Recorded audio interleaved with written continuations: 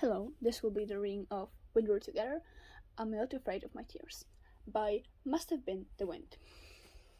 Summary.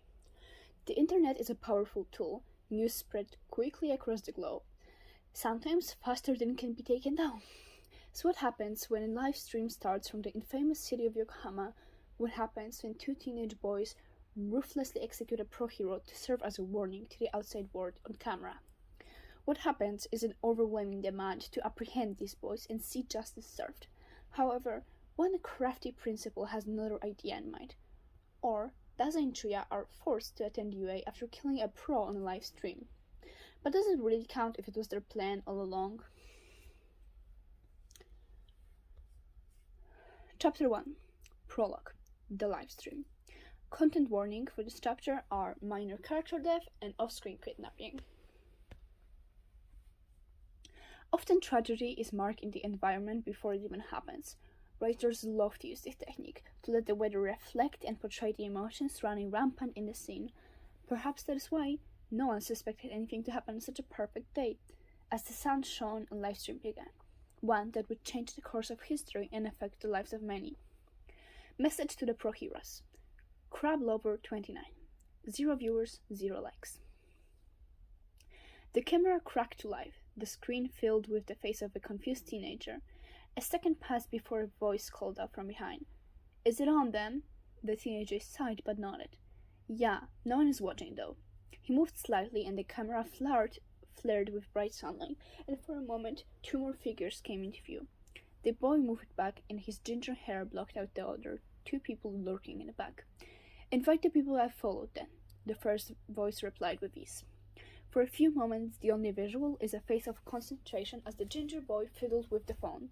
Second passed as the boy worked to invite people to the live stream, and eventually his efforts paid off. Despite the low viewer count, his face quickly turned smack. Surprise Pikachu has joined the stream. Packaging Tape has joined the stream. Green Might has joined the stream. There, viewers see a little message. The boy moved back fully to join the other 2, and the whole scene became apparent. The trio were situated on the rooftop, a vast cityscape unfolding behind them.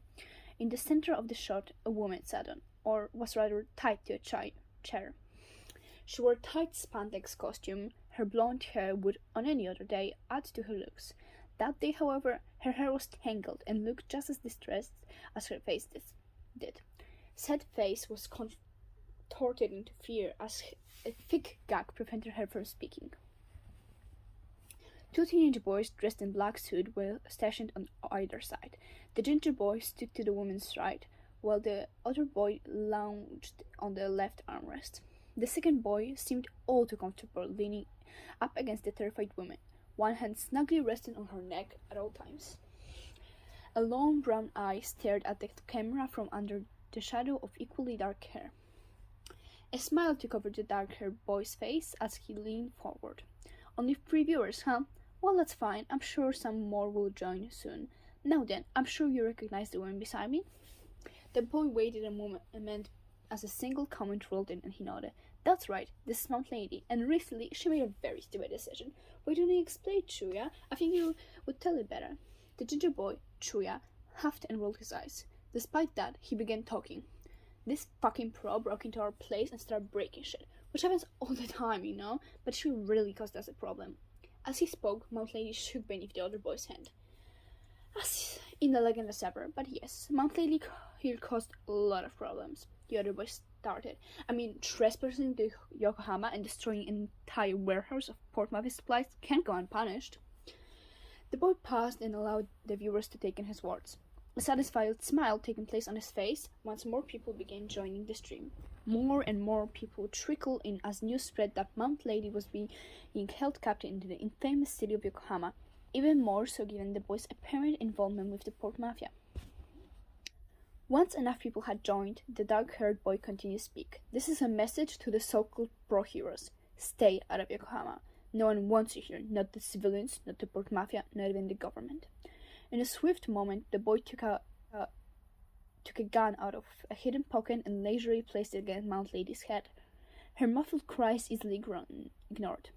"Usually we're more tolerant of this, but you pros are getting a little too confident, so here's an official warning to stay away."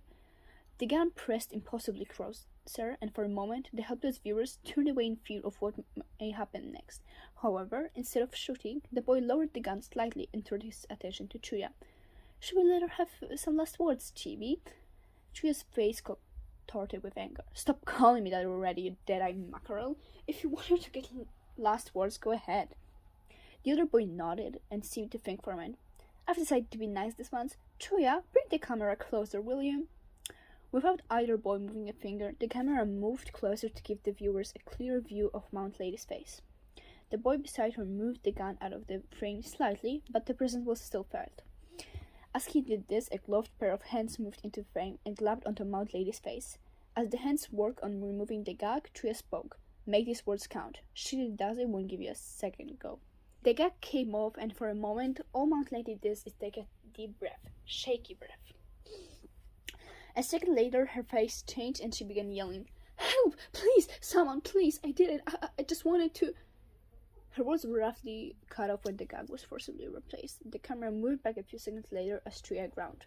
"Burst my eardrums, why don't you? Jeez." The other boy, now known as Dazai, laughed at his pain before gasping dramatically. "Oh, Chuuya, let's finish this up and head to the arcade. I heard there's a new racing game." The boy wiggled his visible eyebrow in a joking way. "I bet I'll win." Chuuya scoffed loudly. "Please, you can't even ride a bike, like, fuck you beat me." Dazai shook his head with a mischievous smile. "Oh, like how we said you win our first bet? Don't remind me how that went, Chuuya." The duo continued to bicker over who would win. The gun slowly drifted away from Mount Lady's head as the conversation went on. For a brief moment, the hundreds of amazed viewers felt a spark of hope that perhaps the boy would be distracted and forget about Mount Lady. Maybe another hero will come to the rescue and stop this nightmare before it became all too real. Dazai laughed loudly at something said by Chuuya. "I can't wait to beat you again. Maybe this time you can be my mate and dog." With one last laugh, he leveled the gun and bang. In all future reports of the stream, this is where it cuts off. The scene of a woman's head being shot through, brains splattering across the roof, was deemed far too gruesome, and was scrubbed from the internet immediately. Of course, that didn't erase the image from the minds of those who watched it. It didn't erase the nonchalance shown by the two boys when the gun shot, and it didn't erase the horror felt by hundreds knowing such people exist. Dazai turns one last glance at the camera. "As I said, stay away from Yokohama, alright?" Message to the Pro Heroes. Crablover29. Livestream has finished. 567,000 viewers, 21,000 likes. Thank you for listening. This was my first PODFIC, and I hope to make more of those. This work does not belong to me. The link to the work is in the description. And yeah, see you next time.